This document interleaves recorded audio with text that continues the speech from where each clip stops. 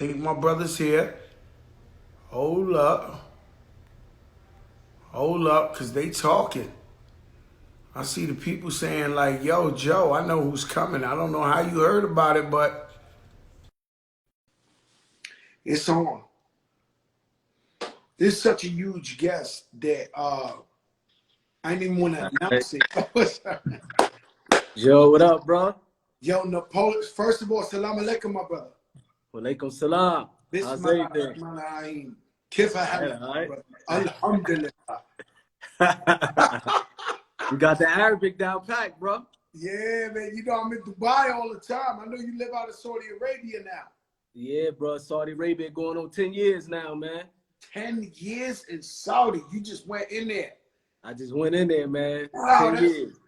everybody, if y'all don't know who this is Napoleon, the Outlawz, Tupac, I would say Biggie had Junior Mafia, Pac had the Outlawz. Is that correct? Correct. How'd you met? Well, before I go into the Pac shit I want to know, rest in peace, Tupac Shakur, ahead of his time, beyond an icon, beyond a genius, beyond a, he predicted shit like this that was going on 25 years later. Sure. But what made you move to Saudi Arabia? I'm intrigued because I always say, if I ever leave the United States, I'm moving to Dubai. What made you say, yo, I'm gonna just leave the U.S. and go to Saudi Arabia? Man, I became Muslim after accepting the religion of Islam, man. I've been coming back and forth to the Middle East, to Dubai, Saudi Arabia for years. So, it's a peaceful environment. And I wanted to raise my kids in an environment that was just different, man. So, you feel it when you go to Dubai. You know what I mean? I love it. Yeah, man. So I said, man, I got to get to Saudi. And once I came here, man, it's a lot of us out here, bro. We got homies from New York, New Jersey, Compton, Los Angeles. We got Mexicans, Puerto Ricans. It's a lot of us out here, bro. Really? I didn't know that. Yes. And do you go to like Mecca every year? Do you is that a yearly thing when everybody's at Mecca or? Yeah, the Hajj is a yearly thing. I try to go there as much as I can. I only been to Hajj twice. I've been to Mecca for the pilgrimage for about 14, 15 times. You know what I mean? Wow, man. Beautiful and for thing. those of you who don't know, it's like if you ever watched the movie Malcolm X, it's where Malcolm X, at least from what I've studied in history, is like where he really got woke. For sure. When he went out there, that's when he was able to come. For sure. Yeah, that's when Malcolm X was able to come, man. It seemed real, like he seen real brotherhood. You know what I mean? And it changed him, man. Yeah, because it's Muslims and everybody's Muslim, but there's like different sects to the religion, right? So Nation of Islam, they might be they study Muslim, but they different from what you do in Saudi Arabia, correct? Correct. You know what I mean? Nation of Islam would be more towards, geared towards black people in America. Islam, the religion as a whole, is for everybody. You know what I mean? Like I said, man, we got Mexicans out here, white Americans, Europeans, Puerto Rico, you know what I mean? They got 7 mashes on the island now. Fastest growing religion there, you know what I mean? So it's growing. You know what I mean? So on the island, the Muslim religion is growing on the island of Puerto Rico. Yeah, bro. 1980 in Puerto Rico, they didn't have 1 mosque. Now they got 7. You know what I mean? So it shows that the religion is growing. Yeah, man. And misrepresentation of Muslims is let's just say the wild pack, right? Because every Muslim I ever met was peaceful, was beautiful people. Was peaceful. Love that, man. Appreciate that, bro. Nah, that's a fact, though. Little Rashid on the check-in. So now we go. How do you meet Tupac Shakur? I met Pac from Gaddafi. Gaddafi is one of the members of the Outlawz. Pac and Gaddafi their parents grew up in the Black Panthers. They came up in the Black Panther Party together. Me and Gaddafi was childhood friends, his mother knew my family. You know what I mean? So when I ran into his mom's, man, I was like 14, 15 years old, and I was on the block every day, you know what I mean, hungry, trying to get away from the neighborhood. And when I ran into his mom, after falling out of contact with her, I told her I was rapping. And she was like, my son, he's also rapping. His brother is Tupac Shakur. At this time, Pac, he was known, you know what I mean? He already put out one album, so I knew who he was. And at this particular time, Pac spent a lot of time in New York. So she was like, man, if you serious, you want to get in the music industry, go to New York, go meet Pac. I hopped on the train. You know, Newark, 30 minutes, Irvington, 30 minutes from New York, man. So I hopped on a train, went to Manhattan. And from that day, man, I just been connected with him. You know what I mean? That was like, I would say 1993. Man, that's crazy. I used to see Pac all over New York at that time. He used to be with Homeboy, Rest in Peace Stretch. And Big Stretch. Every time Napoleon, I seen Tupac, Fat Joe, he was on some shit. I don't know how to explain it to you. Like, the first time I met Tupac, I was in Atlanta. It was something called, I think it was Jack the Rapper conference. And it was me, the Wu-Tang guys was there. And Pac, I didn't know it was Pac, but he came up with a red bandana. And he had two guns in his hand. And this is the first time I ever met Tupac in my life. He had two guns in his hand. And it's crazy. He was like, yo, what up, crack? And I was like, yo, what up? And he was like, it's me, it's Pac. So when he pulled it down, I was like, oh shit, what's up, my brother? And then, you know, I would always see him beating people up. I'm keeping it real. Like, for sure. I'm going through Harlem one day. He's in some shit. Yeah, like, one time I caught him in the club. He showed me the hammer, talking about he looking for somebody. I mean, he always stayed in some shit. And I was, every time I met Tupac Shakur, he was on some shit. Shout out Steve Lobel. Yeah, Steve Lobel. For making this happen, right? For sure. And so, so Tupac, that's how I met him. And every time, and I was telling the story last week when him and Biggie did the I Got 7 Mac 11s, about 8:38. I was on stage with them. Wow. I was with them. So I was at the show, the show Madison Square Garden. Big Daddy Kane was headlining. And so Pac and Big came in. You know how Pac do? He walking through the crowd and he you know, he was on purpose with everything. So he probably was an original 50 Cent, Trump. Like, I mean, like, this guy knew how to stir up the pot. So he walking through the crowd, the whole crowd going crazy, juices out. Him and Biggie walking through. They see me, they like, yo, crack, come on. So I come with them. So they do the, I got 7 Mac 11s, they do that. And then when they try to pass me the mic, and you know, when Pac said, no, my niggas in the pen, here we go again, right? So they was like, yo, Joe Crack, passing me the mic, and Big Daddy Kane was like, yo, chill. It's not enough time yet. I got to finish the show. It's only 2 minutes left. So, you know, I'm salty at Kane, but I love him. He's a living legend, an icon. But, so I've been around historical events with Tupac.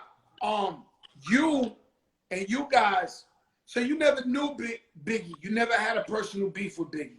You was just holding down Pac.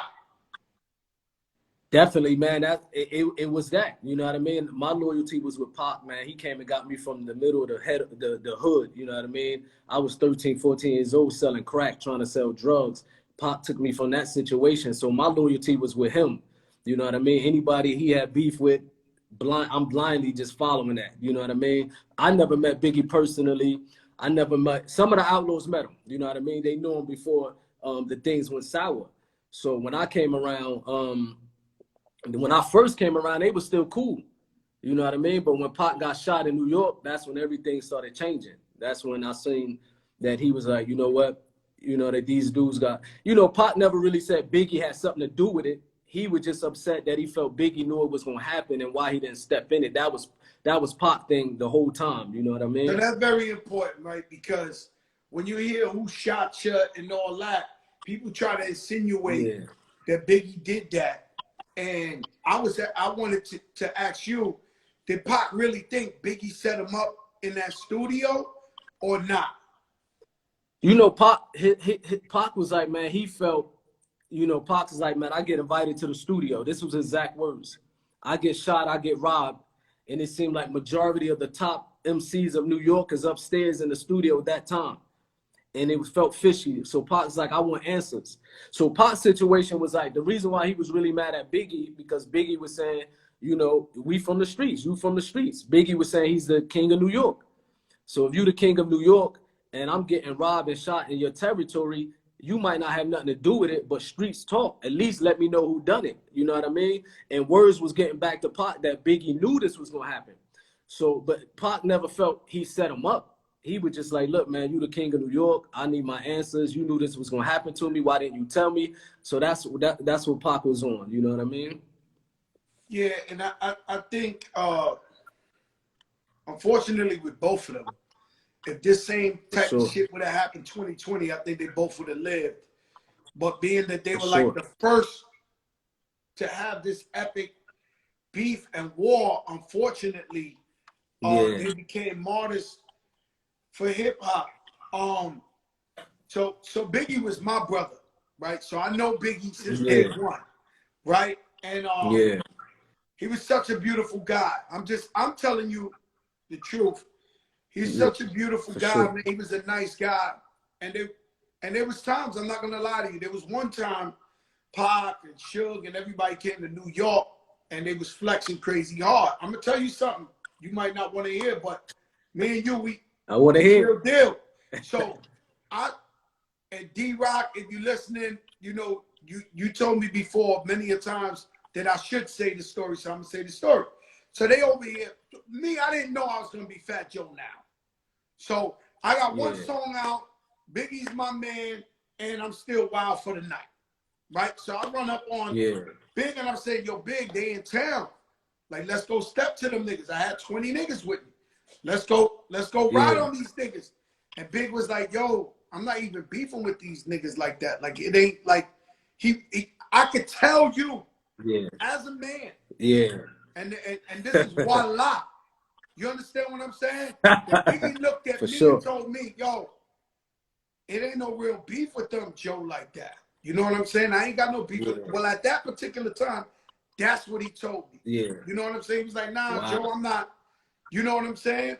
And so I heard it from his mouth that he wasn't really on it like that. You know what I'm saying? He knew I was wild. He knew I had, you know, you gotta understand Fat Joe 1992 is not Fat Joe now. For sure. you understand what I'm saying? And for sure. And so what's crazy is I heard you in an interview recently. Right? So you know I never told these stories. Yo, let me tell you something, Napoleon. I tell stories and everybody thinks I'm full of shit. Like they think, yo, this is too much. Guy's a liar. No, for real. He's a liar. He's straight a lie. There's no way it's true. And then sooner or later, like when I tell you that story about Big Daddy Kane, I told that story to I think Pat Poose, because it's his favorite rapper. And somebody said, yo, Fat Joe, stay lying. And Big Daddy Kane hit him back on the comments like, nah, he telling the truth. Right? So like this story, I never told nobody about this. You understand what I'm saying? Yeah. But I heard you tell the story on an interview yourself, and I said, damn, like, you know, so I said, yo, let me get Napoleon on here. And so what made you do this interview when you was talking about Fat Joe, let's just say? Yeah, shout out to Stilo Bell, man, for making this happen. You know, Stilo Bell is family, man. And also, you know, the interview was with a YouTube show, The Art of Dialogue. They do a lot of stuff about Pac. They try to clarify a lot of things about Pac and his life and things like that. And I think I seen a post or some comments on The Art of Dialogue was when you mentioned how you was doing an album with Biggie. You did an album with Biggie, but after Pac died, you scratched the album. So, you know, Pac got some diehard fans and they crazy. You know what I mean? So I was reading the comments and I'm like, these jokers are crazy, but they don't know that, for example, when Pac did hit him up, you know what I mean? And he said, anybody in New York that want it, bring it. So from the street standpoint of view, real street dudes that's in the music industry going to reply. And Pac know that, you know what I mean? Pac understand that's how it comes. So when I heard that you did the song with Biggie, the album, I told people, I said, look, that's the only thing, that's what he's supposed to do. Everybody that know you, they know you verified. You know what I mean? You're authentic. Everybody know that. You know, they know. I remember when you first came out with the video, you was in the Bronx. This one rappers was putting real guns in the videos. You had the army, the Green Army joke. Yeah, you know what I mean? So I remember you from way back then, and the stories have circulated. Steve Lobel, so we knew, you know what I mean? So I was telling the people, I said, look, man, Fat Joe a real street dude. You know what I mean? So when Pac came at New York, it's only right that everybody in New York ain't soft. Everybody in New York ain't gonna keep their mouth shut. Pac was ready for that, you know what I mean? But it was respect that you done what you done by, you know, scratching the album, saying I'm not gonna put it out. So, and I had to explain to the people that even Pac told us, I heard it out of his mouth, that when he was up north in Clinton, he said that Joe Peoples, he was like, man, Fat Joe People held me down. You know what I mean? Pac said it. He said, man, Fat Joe had some people that was locked up. They showed me a lot of love. And I tell the people all the time. I'm going to tell you how that happened, right? Yeah. So one day when Pac was locked up, I was doing an interview on Hot 97. And they had, you could tell me if I'm talking too much or you're uncomfortable. You tell me. Nah, this your thing, man. Do your thing, bro. No. So I'm on Hot 97. They asked me, yo, what's up with the East Coast? And you know, I ain't gonna lie to you, I was mad ignorant at the time. And I was like, Doc, for real. I was like, yo, I don't know how niggas diss in New York, you know, that type of talk. And yeah, it had got back to me that dudes that was locked up with Pac heard it. And so now they was talking like, we gonna have beef with Pac because we heard Joe on the radio talking about he got a problem with Pac. So I believe it was Greg Nice, and he was real tight with Pac. Yeah. So Greg Nice hit me up, and he told me, yo, I didn't want to go that, you know, I can't even go there, because I never told this story completely. So Greg Nice came up to me and said, yo, you know, you talking and the Spanish niggas trying to make it real uncomfortable for Tupac up there. You know what I'm saying? Because you said on the radio this and this and that. So what had happened was I really didn't have beef with Tupac personally. So I made the calls and let them niggas know, like, yo, like anybody else would do for me. Like, you know what I'm saying? I was just repping New York or whatever the case may be. Plus, I also knew that Biggie ain't really wanted to go there personally. So I made the call and I told them niggas, like, yo, if anything, hold him down. Be like, nah, like, you know what I'm saying? It's Tupac. And then that's what he must have told you, like, Fat Joe People was holding him down in that that was love, man. He you know what I mean? He remembered that. And I was also, you know, in the story, in the interview, I also had to bring up, and Steve LaBelle forgot about it. You might not remember, man, after Pac died, when you came to LA, this was a time, man, the Outlawz, we was considered the troublemakers of the music industry. You know, every time we go into a club or get invited, we were starting fights. So nobody wanted us on the radio stations. Nobody invited us to no events. And when you came to LA, you called us up, was like, man, I'm on a radio station, come up here. We went up to the radio station, Steve LaBelle, all of us, and you was on the radio. You like, look, man, this is the West Coast. Y'all saying y'all got love for Pac, and these is homies right here. You know what I mean? And y'all blackballing them pretty much. So you was looking out for us when it was unexpected, because you from New York. You know what I mean? We doing music, even though we from Jersey, most of us, we doing music, you know, going at New York cats. But when Pac passed away, some dudes that we thought was family pretty much turned their back. You reached out to us, was like, yo, y'all come on a radio station. Then when we was in New York, you might not remember this, you had an album release party. You know what I mean? You have an album release party. I was there, the Outlawz, my whole hood was there, Jersey was there. But everybody you can name was in that at your party. I'm talking about Mobb Deep, people that we supposed to have beef with was there. You know what I mean? And you was like, we never performed in New York. So you came to us and you was like, look, man, I want y'all to perform at my party. Ain't that a fucking crime? All your records get played in New York. Y'all never got to perform in New York. We never got to perform. Crime for hip hop. It's a crime. But go ahead, finish. I saw it in the police. Yeah, so you was like, so this one I knew you was 100% solid. You know what I mean? You was like, look, man, y'all can perform whatever y'all want. Y'all want to perform Hit 'em Up, because Hit 'em Up was still controversial. It was still, you know what I mean? You was like, you want to perform Hit 'em Up? I got y'all. This New York, y'all with me, y'all my guests. Ain't nothing gonna happen to y'all. Nothing. And you was like, you know who in the building, but I'm gonna leave that to y'all. You was like, but it's good to be mature. You know what I mean? You was like, it's good to be mature and maybe not do it, but I'm gonna let y'all make that decision. And so we huddled, you know what I mean? And we was like, you know what I mean? Maybe it ain't a good idea to try to come to New York and people's backyard, you know what I mean? We guests here and try to do that song that's gonna steer controversy. So we didn't do it. And you was like, man, y'all really did something mature. You know what I mean? So that's when I realized, like, this dude's solid. You know what I mean? And it took a dude from the East Coast, New York, who we was once going at, to show us love, to bring us back, you know what I mean? To take us on tour, to do songs, you know what I mean? To get on the radio. So that was love, man. You know what I mean? Yo, let me explain something. It's about music. It's about the culture. It's about hip hop.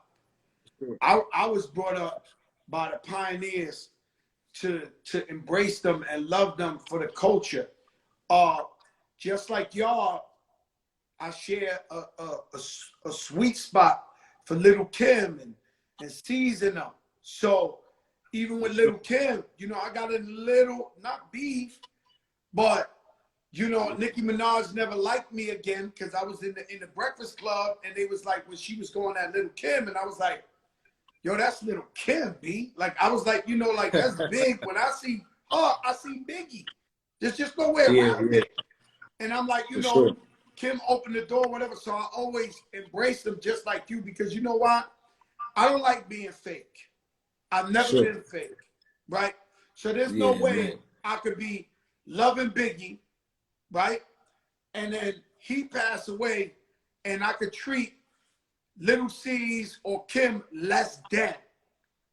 If he's really my brother and I know he loved them, I gotta show him love. And so, like, we over the East Coast, West Coast beef. Tupac is dead. I know he loved y'all. Hip hop love y'all. New York plays your music. I'm like, yo, fuck it. Like, let's bring out the Outlawz. Let's let them get some burn on the stage. This is hip hop. Man. And that was a monumental night, bro. Huh? That was a monumental, historical night. You know what I mean? We never forget that, bro. That was historical, bro. And I mean it when I say nothing was gonna happen to you. They all looked at we me knew, like, bro. Joe bringing them out. The Puerto Ricans was deep, man. We seen it. You know what I mean? Joe bringing them out. You can forget it. Like, it's a done deal. Let's rock out. Let's party to the songs. Yeah, so we seen it, man. And you know what's crazy? Because years ago, right before I moved to Saudi Arabia, I spoke with Lil C's. You know what I mean? He squat, because I left the music industry. The Outlawz kept doing music. I came and did my own thing, started doing my business, and you know, I decided to get away from it, man. But they did a song with Lil C's. You know, Young Noble and Lil C's got on the phone. First, they got on the phone screaming at each other. You know what I mean? And then the conversation went from, you know what, man, it's 20-something years later. Let's sit down like men, and they end up doing something together. So when I spoke to Lil C's, I said, man, give me his number, and we talk like men. And it was like, bro, Lil C's was, he was with Junior Mafia, what I was with the Outlawz. We both were short status. He was Biggie, man. I was Pop Pitbull. Whenever something go, Pop like, move, get him. And I was there. You know what I mean? So I was able to talk to this dude like a man, and we was able to say, you know what, man, we really beefing over something that we never really met each other. You know what I mean? Both our homies passed away. It took the life of both of them for us to even come to the situation, unfortunately, but we was able to do it. You know what I mean? We was able to talk. We was able to sit down. And even to this day, it's nothing but love. You know what I mean? Man, I appreciate that, man, because hip-hop, we need to be unified. We need to know that we really love each other, and that we got a fraternity with each other that, you know what I mean? They try to make us think that we don't love each other. They try to make us go against each other. But the truth is, you know, when somebody in hip hop is hurt, I'm hurt too. So, you know, so now you're a part of this. I mean, because that's it. When you say top five, somebody says Tupac, somebody says Biggie. Who's the greatest of all time? Tupac, Biggie. What's the illest shit? Tupac, Biggie, and you was there. And did you know while this was all going down, not just beef, but just being with Pop, did you know he was that special that he would be like the Bob Marley of hip hop? I think at that time, man, we didn't really see it. You know what I mean? I knew he was talented, hands down. Like, we was in the studio when we went to Death Row. I knew it was something when they was shocked how his work ethic was. You know what I mean? We thought it was the norm for him to get in the studio. We thought every rapper did that, get in the studio, do 3 to 5 songs a day. No, they didn't. Until you seen the rest of the Death Row, like, wait a minute, man, none of us working like this. So I knew he was special from that standpoint of view. You know what I mean? He was a hard worker. And a lot of people don't know that side of Pop, man, that he was an individual that he did a lot of stuff for people behind the scenes. You know what I mean? He was an individual that if he hit, for example, he hit somebody in the hospital, you know what I mean? Like, you got stories where you hear like a little girl that was in Atlanta got, you know, attacked by some dogs, some pit bulls, or Rottweilers, and it was in the hospital, and Pop watching it on the news, and it touched him, and he would be like, he would go to the hospital, pay her hospital bills. You know what I mean? Took care of her. And I think even to this day, that family is still connected with his family. So he used to do these things behind the scenes. And he used to make sure the media and these things didn't see it. So he had that side of him. You know what I mean? Of course, the media only portrayed that one side. And that's why I have a book, an autobiography coming out, and I try to show that side of the book of Pop. You know what I mean? That Pop had a side in him that the media was only trying to make it seem like he was this wild cat. He was wild, don't get me wrong. But he was 25 years old when he passed away. Yeah, you know what I mean? Yeah. So he did a lot of stuff, man. 25 years old. When he passed away, him and Big. And for sure. So with Death Row, you brought up Death Row, right? And everybody says, yo, Tupac wanted to leave Death Row. Him and Suge had problems. Every little movie I ever seen or something, it makes it look like. And I don't know. I'm waiting for you to answer the right answer. And you Pac's right-hand man, but it didn't look like Tupac had a problem with Suge Knight to me.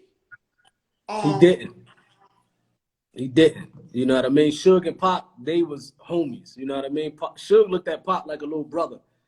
I never heard Pop, you know what I mean, say he was leaving Death Row. We lived with Pop up until he passed away. Like, we lived in the same house with him. We watched his every move. You know what I mean? He shared intimate talks with us, everything. So if he was leaving Death Row, he would have let us know. You know what I mean? Pop, what he was trying to do, he was trying to start his own record label under Death Row. You know what I mean? That's why the Outlawz, we never signed to Death Row until after Pop died, because Pop used to say, I don't want y'all to sign to Death Row, because once I do Machiavelli record or Euthanasia Records, I forget what he was naming it, it was going to be under Death Row. So from what I seen, he wasn't, you know what I mean, leaving Death Row. You know, him and Suge had a good relationship. They was tight. You know, it was love. And it showed to me, you know, from me, you know, I think I'm a good judge of character, but it showed to me that they had like a real bond, you know, a brotherhood bond. And I know because when I took Pun under the wing and he was my little brother, and people can't tell me how I felt about Pun. Like, I love him so much. When I met him, I'm his big brother. He my little brother. And and so, like, you know, we's always gonna big each other up and blow each other up. And it's just so many misconceptions, and some people be like, you know, people crazy, so they like really be people are you know real, bro. You know people are crazy, like, you done heard some shit that you done said to yourself, like, Jesus Christ, like, how they thinking of that now? Like, fact. You know what I mean? Because you know, we hear stuff like, yo, Suge Knight killed Tupac. This shit don't make no sense. It don't make sense. You know what I mean? For sure, man. We hear that, but you know what I mean? The streets know what happened. On the West Coast, we knew exactly what happened. You know what I mean? Like, when Suge after Pac got shot while he was in the hospital, Suge took me and a few other Outlawz. We was in a hotel. I think we went in the kitchen or somewhere on another level. He lifted up his shirt, man. He had a bullet in his chest. Bullet skinned his head. You know what I mean? There's no way. There's no way to if you want to kill your man, you can't. If you want to kill your man, you ain't gonna say spray the car out. You know, Suge half the car. He's taking up half the car. You know, so he ain't gonna tell nobody to spray the car out. You know what I mean? And then his boys, you know what I mean? They shot back. A lot of people don't know that. That some of the people from the entourage, the entourage from Suge. You know what I mean? And in some police reports where they say, you know, they shot back. Buntry and them shot back. You know what I mean? So you ain't gonna tell a man shoot up the car and then tell your homie and make sure you shoot back at the car. You know what I mean? A lot of stuff don't make no sense. But it's these conspiracy theorists, man. They make up. You know what I mean? They I know run this with is it. very delicate, but this is what we call Sure. a Joker moment. This is a Joker moment. This is nothing we never heard before. This is a Joker moment. I know it's like sensitive. I know it's sensitive. For sure. So Suge got shot in the head, stomach. His people shot back.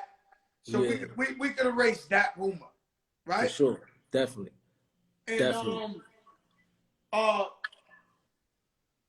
I'm not gonna go there, right? Because Yeah. that's a different that's a whole different thing. So when you see these movies of who killed Biggie, who killed Tupac, are they even accurate or a little bit accurate when you watch it? Do you say like, yo, that's how it went down, or you like, yo, this is some bullshit? Man, definitely. I would say 90% of that joint. You know what I mean? These documentary, it's inaccurate. You know what I mean? You know the movie LT, my man. Let me shout out LT because I see him. He's on here too, man. LT is the one that did the Pop movie, and when I first seen the Pop movie, and I told LT because I spoke to LT maybe 2-3 months ago, and I told him I'm gonna go check it out again. You know what I mean? Because I was telling him I wasn't really feeling the movie. I said, but I'll go check it out because when I walked in the movie theater to watch it, I already was biased. Like, you know what? It's going to be whack. I ain't really feeling it. So I told LT I'm going to go check it out again. And he explained to me where he got the stories from and, you know, things to do it. But from what I seen, majority of them joints is inaccurate. You know what I mean? Majority of them joints is inaccurate. The movie, like LT told me, he tried to show another side of Pop. You know what I mean? There were some things in the movie I didn't agree with that I told LT. You know what I mean? Like he had scenes where it was like Suge was punking Pop. I said, that ain't never happened. You know what I mean? Like, you know what I mean? Like Suge ain't never talked down on Pop and things like that. Their relationship was good, but Pop ain't having that anyway. This is the type of so shit it was they some be stuff. doing. So it must, you know what I mean? It must have been, I mean, hey, Suge Knight in jail. He was a bad guy. But it must have been hard being him, hearing all these kind of rumors and all this fuck shit going on with, and movies that was inaccurate when he knew that him and Pac was brothers. I want to ask you a question. Not so direct, but do you think Pac was killed by a gang member or by something other than a gang member? You know, from what we know, it seems you like in Saudi it was in the hands of Arabia. a I gang can't member. talk shit like that. You in Saudi? You good? You in Saudi? I'm asking you. I'm good. I'm asking you. I'm back in LA every summer though. I know. I'm saying. So all right. So I'm saying I'm not specifically saying. I'm saying. Do you believe he was killed by a gang member or another force of energy? I mean, I'm trying. You know, I get you. I definitely, you know, from what we know, it was definitely a gang member. You know what I mean? The involvement, but ain't no telling who be behind the scenes and who working with who. You know what I mean? Like Malcolm X. We know who killed Malcolm X, but then they start saying some other things behind it. You know what I mean? And it's so crazy. We don't know.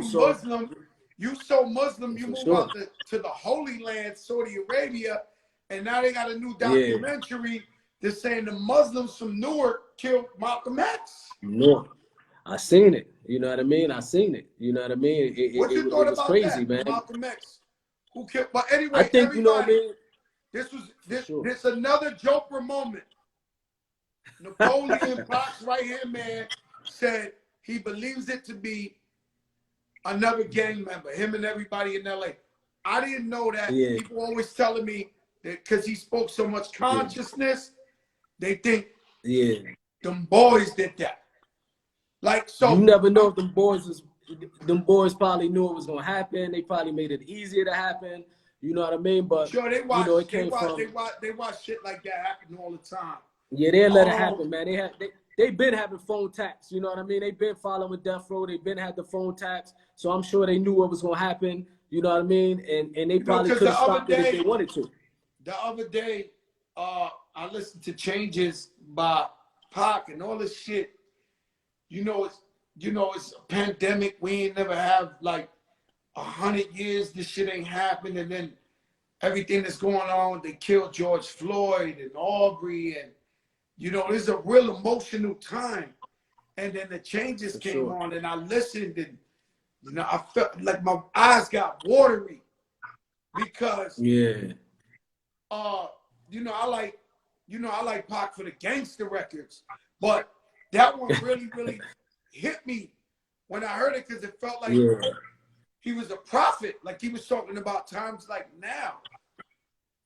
It was ahead of his time, you know what I mean? His music was, you know what I mean? He spoke about these things that it wasn't cool for rappers. Like Pac had that street image, and it wasn't cool for rappers to talk about these things back then, you know what I mean? But that was more Pac roots.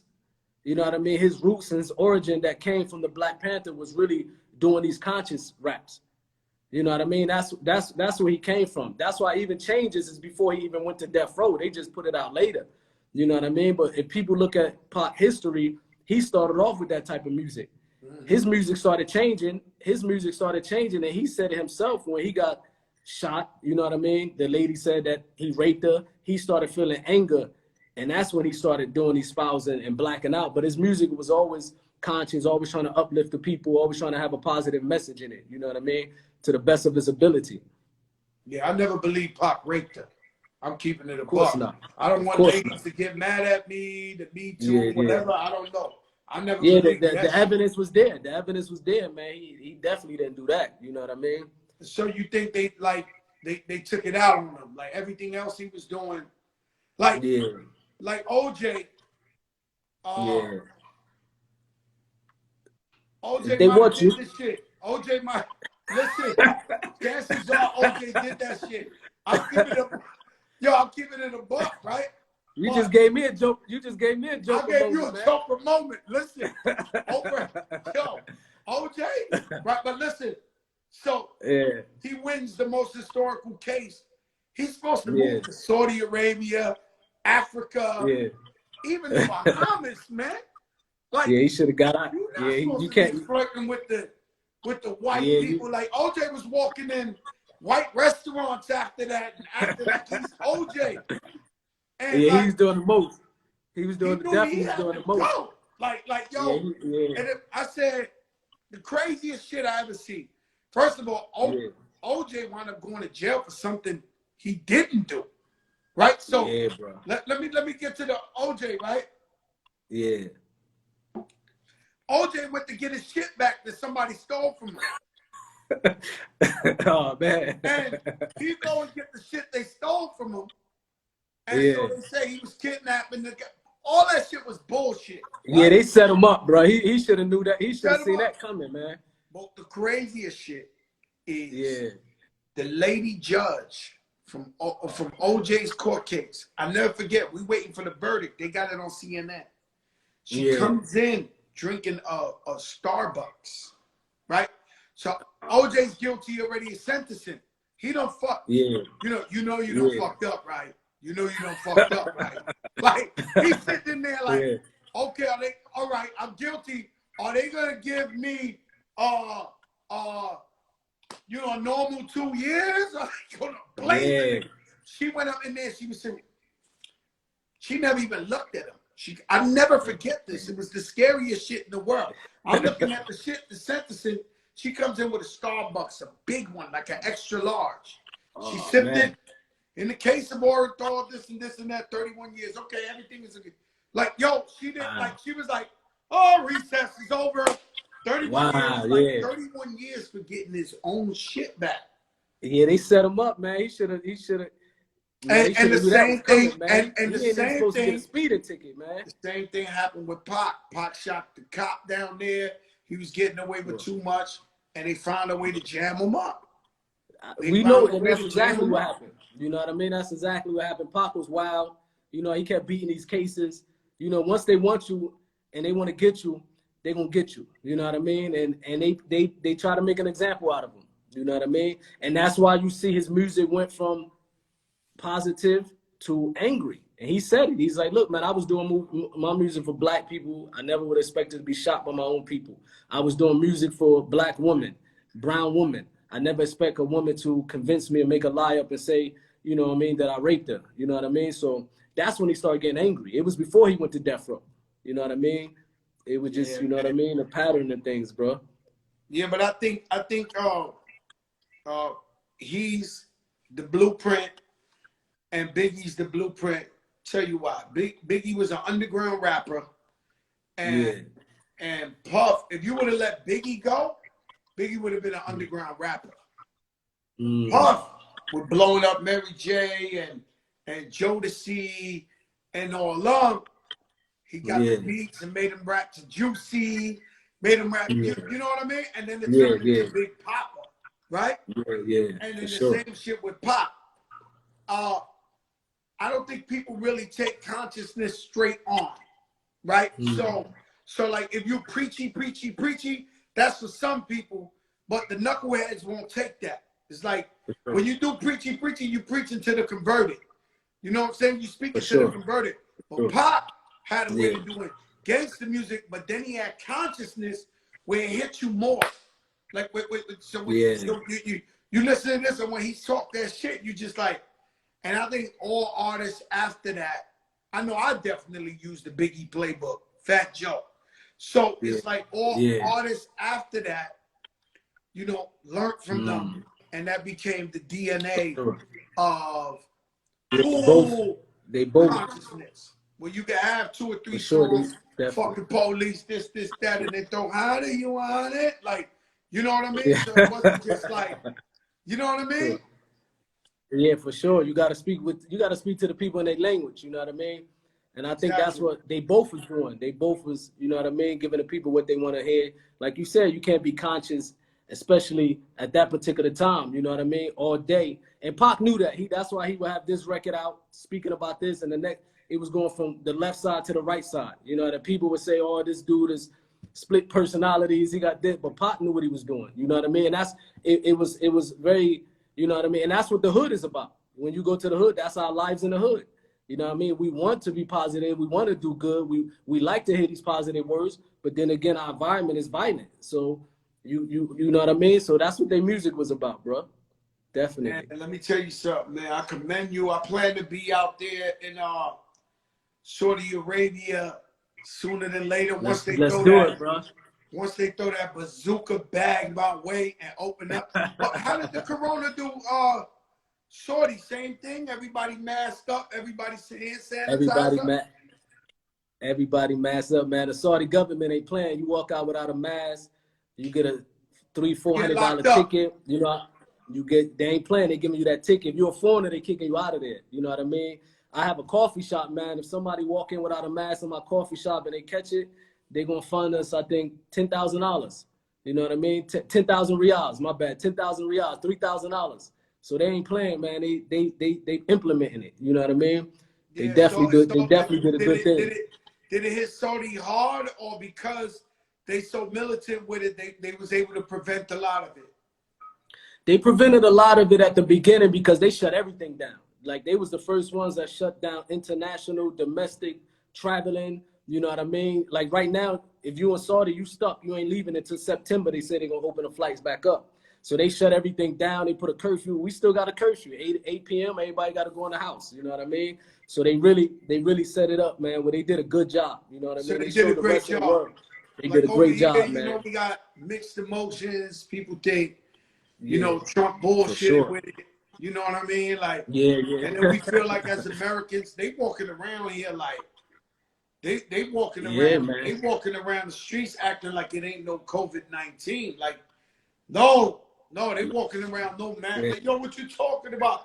You know, Nori, my brother Nori be calling me with his mans, and they be like, nah, come outside, Joey. They be teasing me. I'm like, fuck that. Yeah, they better stop playing with it, man. That's the problem. They playing with it, man. You know, no, they playing. Yo, they are playing with it. They are playing with it in a major way. I ended like this, Napoleon. For sure. Who's in your top 5? Greatest My rappers top of all five, time. man. You know what I mean? You know, when I became Muslim, man, I did it all. I just stopped listening to music. I stopped. You know, it left a bad taste in my mouth. This is what I went through in the music industry. But if I would say my top five, it definitely Pop. You know what I mean? Pop, Will Ice it be Cube, pre? It would be a pre-Islam. top five pre-Muslim. Yeah, pre-Muslim. Okay. So I don't confuse the people that say, man, Yeah, don't Pop, confuse the sorry, people. talking Damn, about why you praying a lot. Definitely would be, you know, Pop, Scarface, Ice Cube, Big Pun. You know what I mean? Big Pun was one of them. Definitely Big Pun. You know what I mean? Nas. You know what I mean? But I have to go. I would have to throw you up in there, man. I would need a top 10. Hey, You know listen, what I mean? man, Because don't like I worry said, about I saw me, you. man. I'm a I journalist saw you come now, from. man. I saw you come from the gutter. You know what I mean? My mother Puerto Rican. I think I told you that, right? No, I never knew that. My mother's Puerto Rican, man. But I was raised with my black side because my parents got killed in front of me when I was 3 years old. So I didn't really know my Puerto Rican side. So when you came out and Big Pun came out, that was letting me know, like, this is also my culture. So I was listening to these lyrics and I was paying attention. It wasn't no Puerto Rican rappers back then. You know what I mean? You said these So motherfuckers coming, they bringing that motherfucking noise. These two big fat niggas. Yeah, like, yeah, like, yeah. You know what you I know, mean? Khaled told me, shout out to Khaled, salam alaikum. Khaled told me, he said, yo, Joe, man, he said, Fat Joe is Fat Joe. Yeah, yeah, He yeah. said, but when Fat Joe and Big Pun used to walk in the building, he said, yo, Yeah, Joe, bro. I was there, Joe. I used to watch. He was like, yo, it was unreal. Y'all energy when y'all Nah, walking in it was there. epic, bro. It was Yeah, epic. man. Let me tell you something. I have to get, because of the beef with Pac, I couldn't listen. I never listened to a Biggie album in my life. You know what I mean? Because of the beef with Pac, that's how ignorant I was with it. Like, man, I'm never listening to a Biggie. I can never listen to a Jay-Z. The only East Coast rappers I was listening to was Big Pun, Nas, Fat Joe, and Helter Skelter and them. You know what I mean? They was our family. Helter Skelter. It was your family. Buckshot Shorty and them. Yeah, that was Yeah. our family. That was our peoples. You know what I mean? So that was it. Okay. But I had to listen to the Puerto Ricans, man. I started saying, man, this why I got a little wild side of me. Y'all was letting me know about my roots. God bless you, number love. But when I go, inshallah, Sure. to Saudi Arabia, I'll come out Inshallah. there and see you. I'll come in the coffee shop. You give me one of them Let's strong do it. coffees to keep me up. Let's do it. Let's Let's do it, bro. Love, Appreciate bro. that, man. Love, all right, always. peace. One. You don't know who I know. You don't know who I know. All the way from Saudi Arabia, Remy Ma for life. Her fan club is in here. You don't know who I know, man. It's so many stories I'd be scared to tell you guys because you think I'm lying. So I'd rather just thank you, Ro Parrish. Rashid Bin Hassid, the big show. Steve Lobel, thank you for making that happen. Amazing, man. Amazing. You heard some Joker moments there.